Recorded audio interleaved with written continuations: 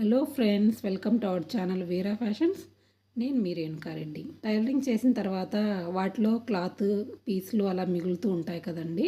వాటిలో అవసరం లేవు అనుకున్నవి పక్కన పెట్టేసుకొని, అవసరం ఉన్నాయి అనుకున్నవి వెయిట్కి అవి డివైడ్ చేసుకోవాలి. అంటే కాటన్ సపరేటు, హాఫ్ పట్టు సపరేటు, ఇలా వెయిట్కి అవి డివైడ్ చేసుకొని మడత పెట్టి కట్టి పెట్టుకోవాలి. తర్వాత అవన్నీ కలిసిపోకుండా ఇలా ఏమన్నా అట్టపెట్టెలు ఉంటాయి కదండి, వాటిలలో వెయిట్కి అవి డివైడ్ చేసుకొని పెట్టుకోవాలి. అంటే అమెజాన్లో కానీ లేకపోతే ఏమన్నా మనం కొన్నప్పుడు కానీ ఇలా అట్టపెట్టెలు వస్తూ ఉంటాయి కదండి. ఈ బాక్స్లో వచ్చేసి హాఫ్ పట్టువి అలాగే పట్టువి అలాంటి క్లాత్లన్నీ పెట్టాను. ఇక ఇంకొక బాక్స్లో వచ్చేసి ప్లెయిన్ కాటన్ అలాగే పాలిస్టర్వి పెట్టాను. ఇక దీంట్లో వచ్చేసి డ్రెస్లో మిగిలిన క్లాత్స్ అలాంటివన్నీ పెట్టుకున్నానండి.